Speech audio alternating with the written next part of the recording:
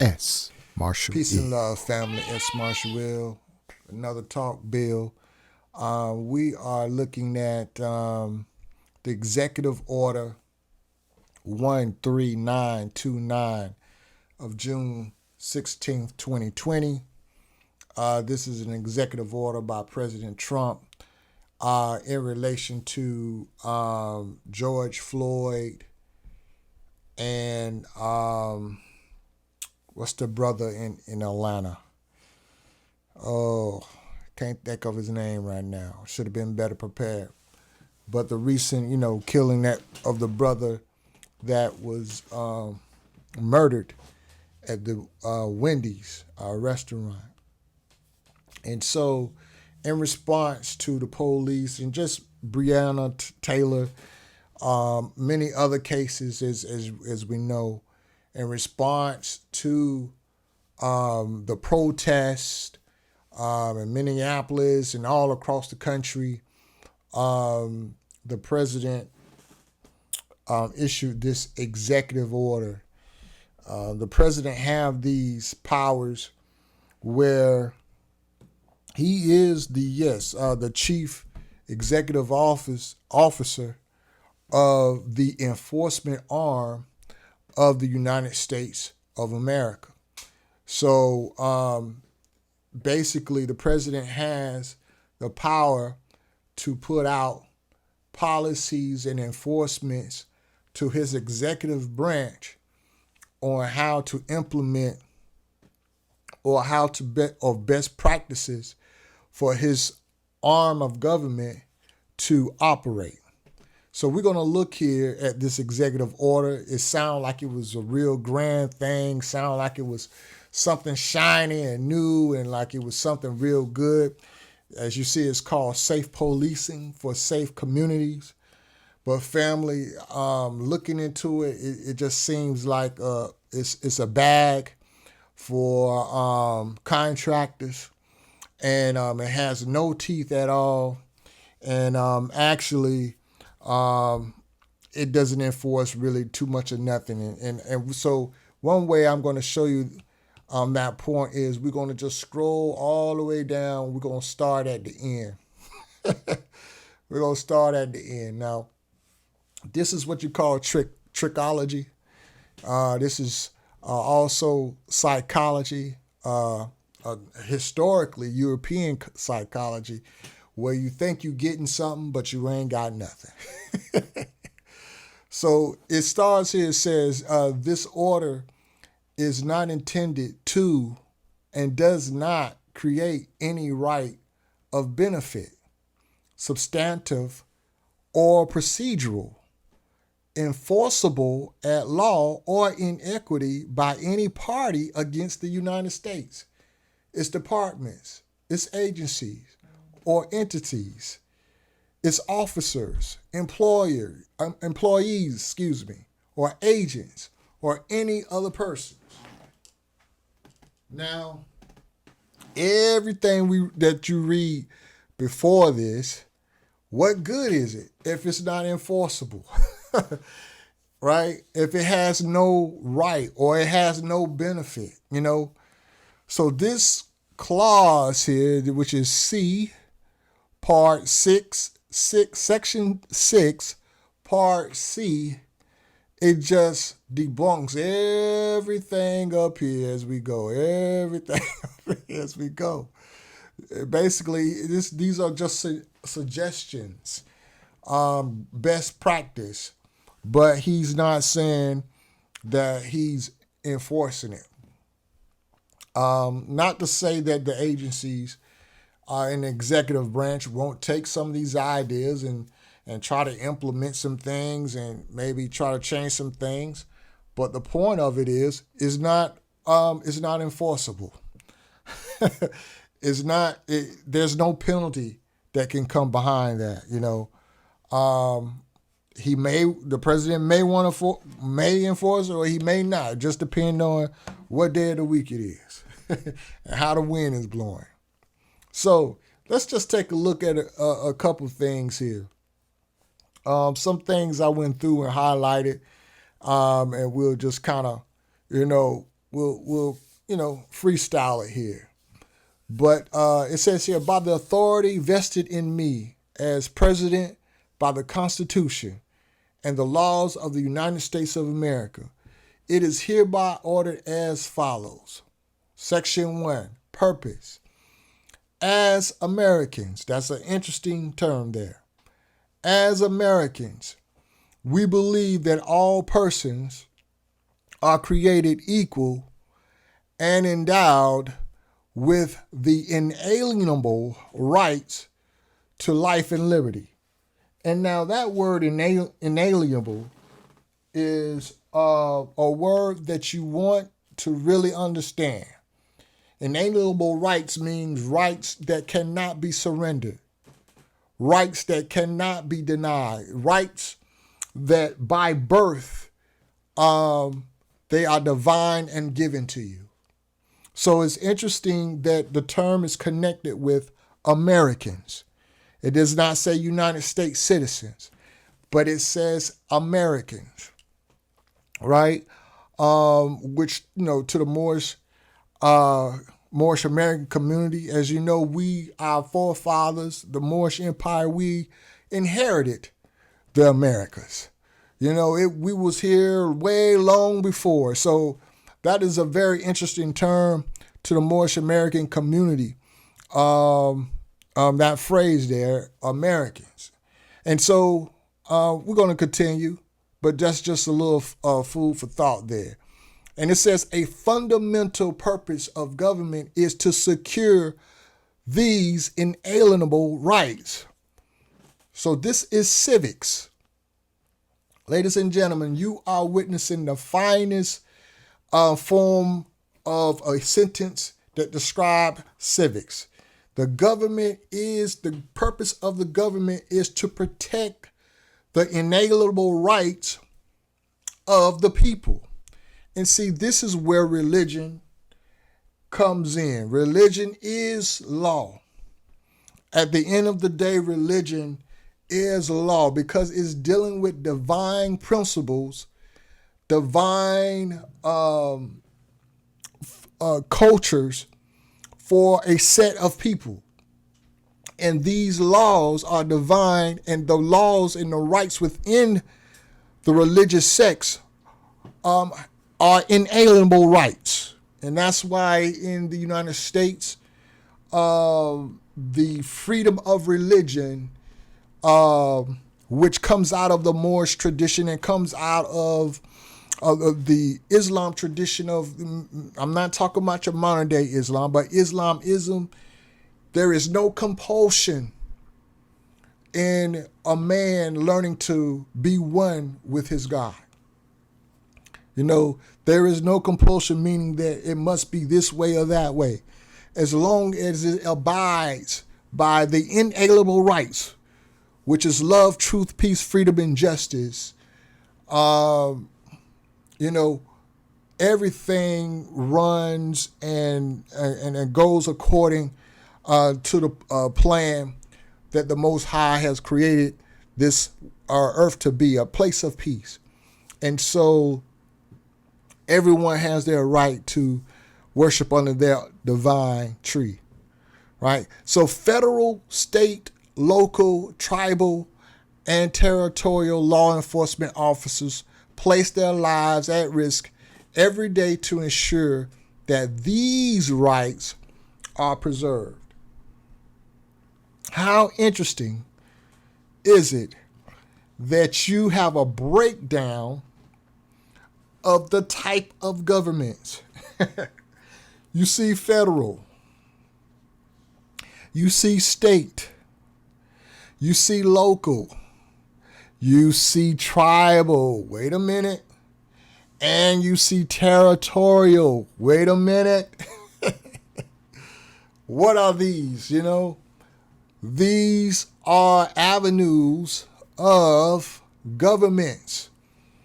And so to the Moorish Americans, the Moorish Science Temple of America, we could be considered in the category of tribal or in the category of territorial if the MST of A if we should ever get ourselves together like we should.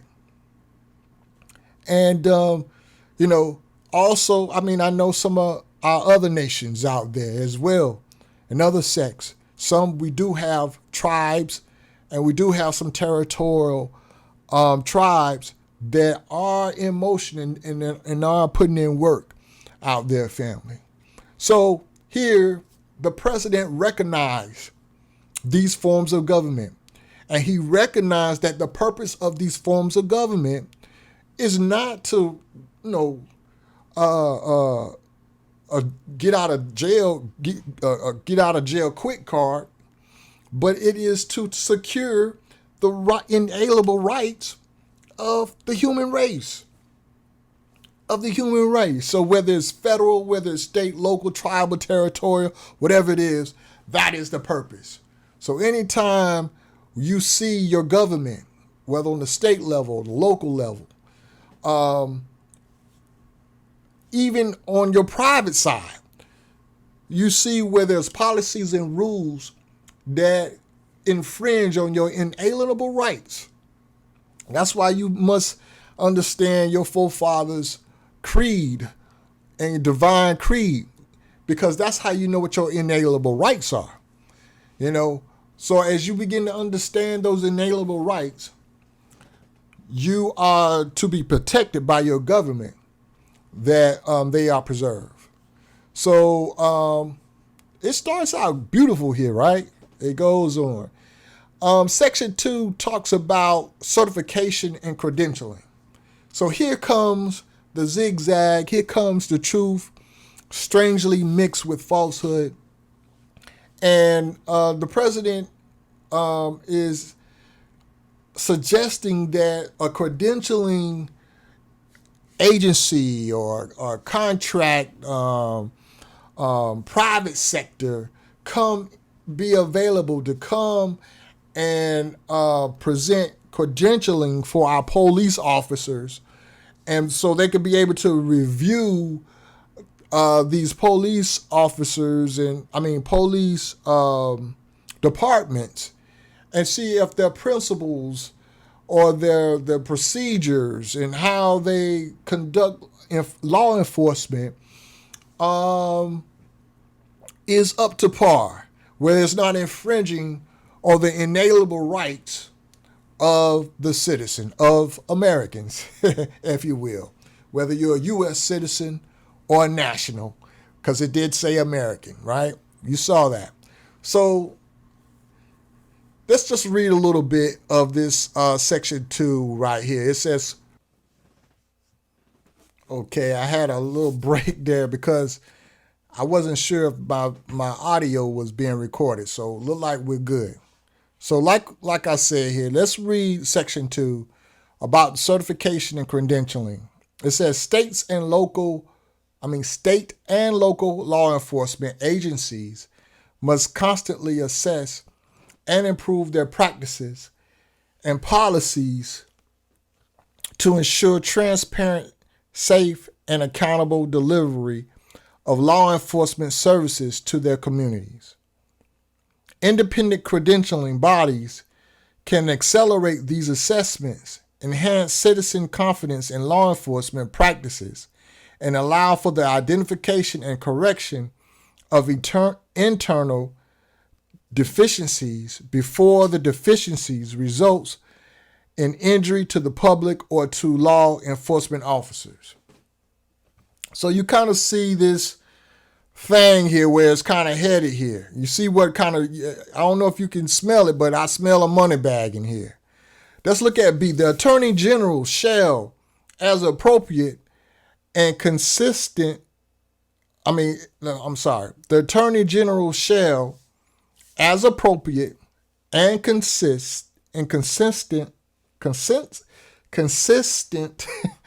with applicable law, allocate Department of Justice discretionary grant funding only to those states and local law enforcement agencies that have sought or are in the process of seeking appropriate credentials for a reputable, independent credentialing body certified by the Attorney General. So these certification entities are going to go through the Attorney General, and the Attorney General got the bag.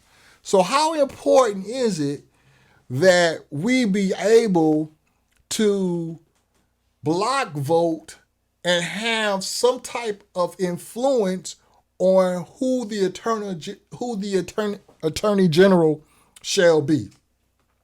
Now, from my understanding, yes, the U.S. Attorney General is appointed by the president.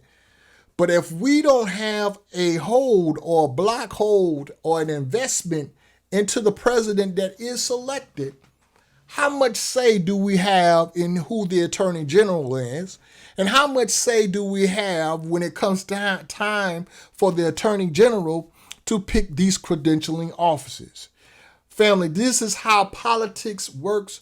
This is how the pie is divided up. You know, if you're not at the table, if you're not presented as a nation of people and be able to,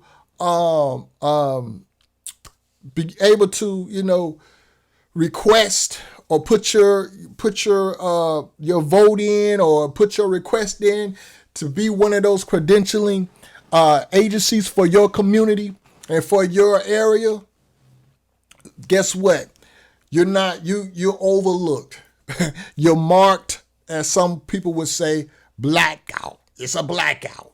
You're not there. And so here again is just another important side note, especially for the Asiatic family, to understand civics and understand how important it is for you to be involved with your government, with your governments, right? And even the corporations, because, some would say, well, some of these agencies are really not governmental agencies. They're corporations, and true indeed. But we still need to know, even with those, how to navigate and how to negotiate with these corporations so that our people can benefit from these created entities in effort to be what it really is supposed to be, and that is to preserve and protect the inalienable rights of our people. And so you see the Attorney General here. We're going to go through some things and see what we highlighted here. I got here in the yellow. Let's see what I got here up above, though. The state or local law enforcement agency use of force policies prohibit the use of chokeholds, a physical maneuver that restricts an individual's ability to breathe for the purpose of incapacitation. Here come the except. Here come the trick. Except in those situations where the use of deadly force is allowed by law. So you say one thing, but then you write another thing that wipes out the thing before. I told you, family, that's just a standard historical European psychology that is used throughout contracts and business as we know it here in the United States of America. But yeah, that piece right there, I think they're saying that in order for you to be eligible for these funds, you need to have a prohibition against the chokeholds, but they give you a way out. Let's just see. The Attorney General, this is C I'm reading right here. The Attorney General shall certify independent credentialing bodies that meet standards to be set by the Attorney General, reputable, independent credentialing bodies eligible for certification by the Attorney General should address certain topics in their reviews, such as policies and training regarding use of force and de-escalation techniques, performance management tools such as early warning systems that help to identify officers who may require intervention, and best practices regarding community engagement. The Attorney General's standards for certification shall require independent credentialing bodies to, at minimum, confirm that.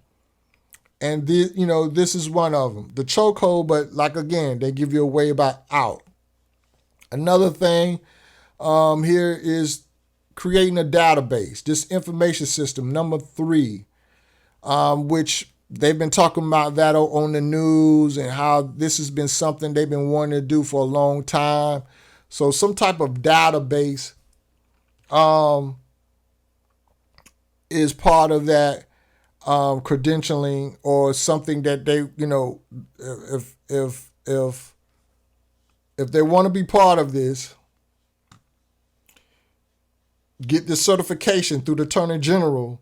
These are some things that these law enforcement must be a part of, or must be practicing some of these procedures. I did skip over D. Let's go back to it. It says here, the Attorney General shall engage with existing and prospect independent credentialing bodies to encourage them to offer a cost-effective, targeted credentialing process regarding appropriate use of force policies that law enforcement agencies of all sizes, urban and rural jurisdictions may access. So the Attorney General is supposed to make it affordable for all. If they're a small town or rural town or whatever, the Attorney General is supposed to make this credentialing possible for these small towns, And so, like again, family, I smell a bag. I smell a bag all the way through this, right? Let's just read a little bit about this information sharing. This is section 3.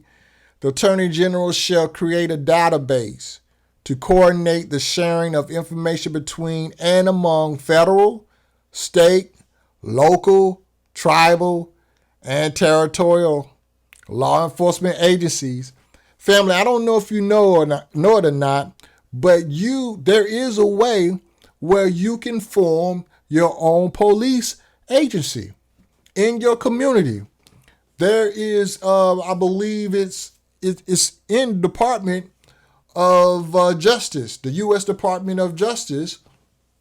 They have information and tools how you can apply and how you can start your own police agency or department in your community. This is not being talked about. This is not being discussed. I don't see our leaders. I don't see our top lawyers. I don't see our top celebrities. Nobody is talking about that. But it is very possible. And that is a very possible solution in community policing. We could come together and let's begin to put our great minds together and form our own police department right here within our own communities. And so that is very well a possible solution. I can't say that enough. I was surprised when I came across that, but that information. However, let's continue.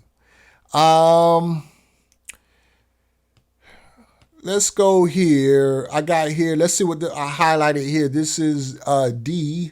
We are in section 3 under information sharing. And it says here, the Attorney General shall, as appropriate and consistent with applicable law. That word just keeps throwing me off. And consistent with applicable law.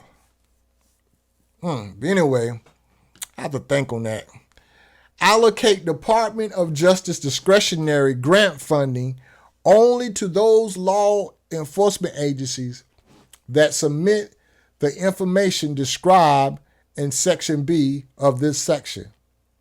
And Section B is right here. And Section B says the database described in this section in subsection A of this section shall include a mechanism to track. So basically, which is A, we read, and you see the zigzag, right? I hope you're paying attention to the zigzag. I'm telling you, this tricknology, if you don't kind of slow down and take your time with it, it'll make you dizzy. It'll make you dizzy. And a lot of our people, that's what it is. We dizzy. I'm telling you. And I don't think it's all we dizzy from reading. We dizzy off some other stuff. But anyway, we dizzy off the tricknology. I know that. Let's continue. I got here this highlighted for some reason. The Attorney General shall, as appropriate. Oh, we read that. Let's keep moving. I thought this was very interesting. Okay, we are under mental health, section 4, mental health. And here we have section C, subsection C, the Secretary of Health and Human Services shall survey community support models addressing mental health, homelessness, and addiction within 90 days of the date of this order. The Secretary of Health and Human Services shall summarize the results of this survey in a report to the President through the assistance to the President for Domestic Policy and the Director of the Office of Management and Budget, which shall include specific recommendations regarding how appropriate funds can be reallocated, right? To support widespread adoption of successful models and recommendations for additional funding if needed. So I thought that was very interesting. The Secretary of Health, Human Services, and anytime you're dealing with talking about survey, family, you want to watch that. I took a class last fall, taking a couple classes at FSU master's program, working on my criminal justice master's degree, and I took statistics, and you'll be amazed how the government can make statistics say what they want it to say. And if you don't have a trained eye, you won't catch it at all. You won't catch it at all. And so that's why we need folks like myself, folks like you, to be to be accountable, be a citizen of your government. Be involved. You know what I'm saying? Be involved as much as possible. I can't do everything. You can't do everything. But if we all do something, we can all do everything. So, family, just watch out. Let's be on the watch out for this report, which they say supposed to happen in 90 days. So that's like 3 months, right? So where we are, we July, August, September, October. So around October, November, we should see a report on this issue. So it'll be interesting to see what comes out of that. Let's go to section 5. It says legislation and grant programs.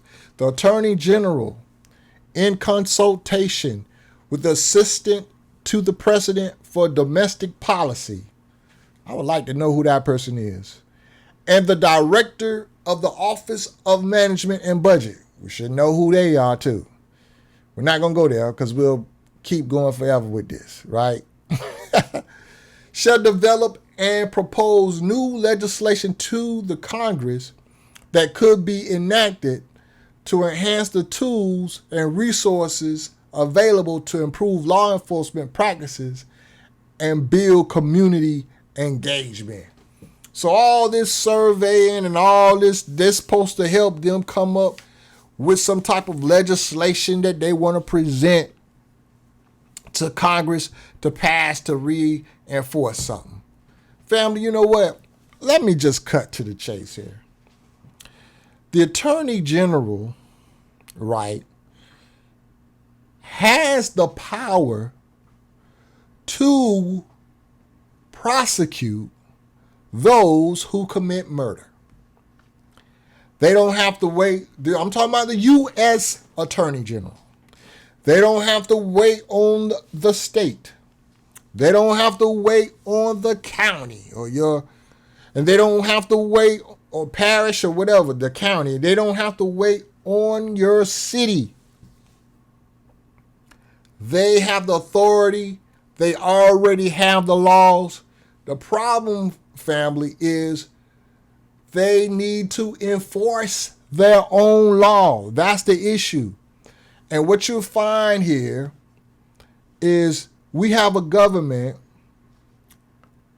that probes on your ignorance. If you do not speak up for your rights, or you don't choose to exercise your rights, whether you know them or not, you are going to be taken advantage of. You are going to be taken advantage of. This is a design to rule by default. So if you don't know, you go to default. That is the default. And by you not knowing, ignorance is not an excuse under law. By default, you are deemed guilty. You are deemed guilty. I want to show you here what you're looking at. This is Title 18 U.S. Code 1111, murder. And here is the law, United States law, where they can prosecute those who commit murder. Why do we need why do we need an executive order, Mr. President, when your Attorney General can just outright prosecute the people that's doing devilishment throughout the nation? Here it is. Murder is the unlawful killing of a human being with malice, aforethought, even murder perpetrated by poison, lying in wait, or any other kind of willful, deliberate, malicious, and premeditated killing, or committed in the perpetration of, or attempted to perpetrate, any arson, escape, murder, kidnapping, treason, espionage, sabotage, aggravated sexual abuse or sexual abuse, child abuse, burglary or robbery, or perpetrated as a pattern of practice of assault or torture against a child or children, or perpetrated from a premeditated design unlawfully and maliciously to effect the death of any human being other than him who is killed, is murder in the first degree. Any other murder is murder in the second degree. So, family, I want you to observe that we already have law. We really don't need an executive order for safe policing, for safe communities, What we need is an executive order from the president to tell the attorney general, crank it up. Crank it up. Crank it up. I thought that where is they have some definitions here. Look at number 6 here, torture. The term torture means conduct, whether or not committed under the color of law. Family, you must understand that. Color of law is actually law that appears to be law, but is not really law. And that will fall under your state laws. That will fall under your city codes, municipality codes, and so forth. Those are color of law. And those color of law can actually sometimes, right, go against your inalienable rights. But if you are not positioning and got your status right and understand your religious creed and understand your inalienable rights and understand divine laws as it relates to law, right? You won't know when you're dealing with color of law or when you're dealing with divine rights. And so when you take the spiritual concepts out of man, out of his organization, out of his culture, out of his nation, right? Then you begin to be able to rule man however you want, because man does not know what his inalienable rights. Without spirit of man, man does not know what his inalienable rights are. In the fullness, I should say. But yeah, family, so there is no need really for safe policing communities executive order 1392-9. And so now you see why at the end of this order is this disclaimer. This order is not intended to, what?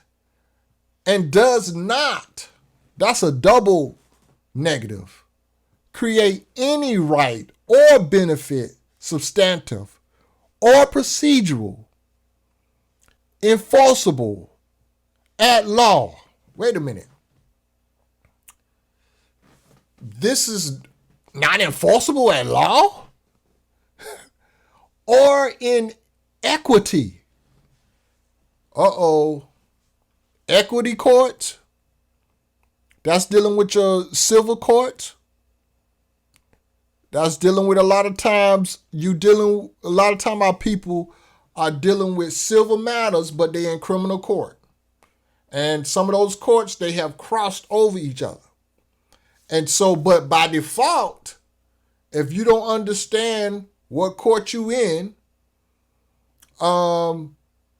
that's what tricks us up. That's what tricks a lot of us up, is that we don't understand when we in actual enforceable law court or equity court that's dealing with commerce, right? So inequity by any party against the United States. That's or inequity by any party against the United States. So you can't, they're saying you can't use this to sue the United States. You can't sue the United States because the credentialing agency credentialed your police department, but they still using a chokehold. All right. Trump said, I ain't trying to hear. And see, this is what I'm talking about, family, is a lot of times we get, we get these apparently like a gift or apparently like what, just something to hush us up. But when you know law, we have to understand law. We have to get back to learning law. Our forefathers, the Moorish Empire, they were lawmen. They civilized the known last old world, right? And they were of law. And our faith, right? Our faith, Islamism, the principles of Islam is law-driven. Even it rides into what we call Christianity. So there's no getting away around it. These things are universal principles when it comes to some of the divine concepts. And so by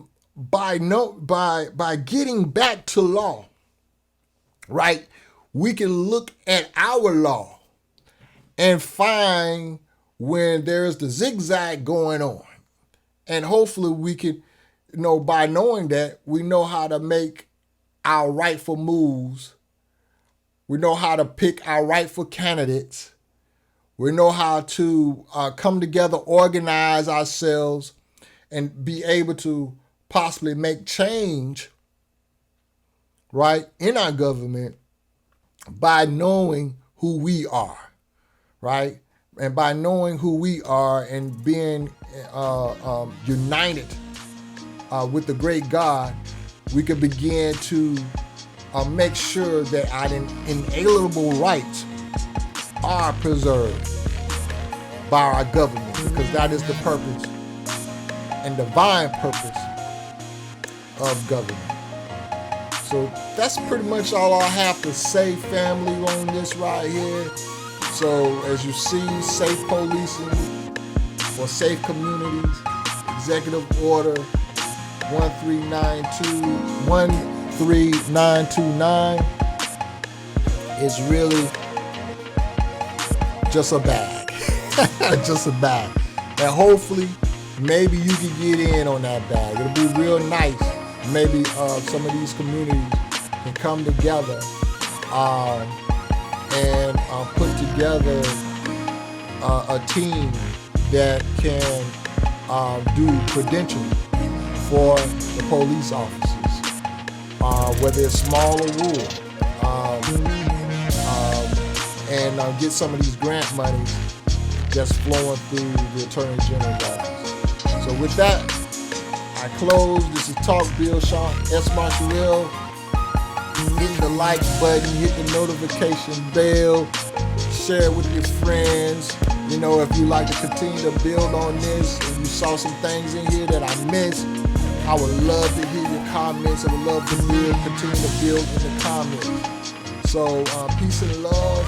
Until next time, I'll see you in the next.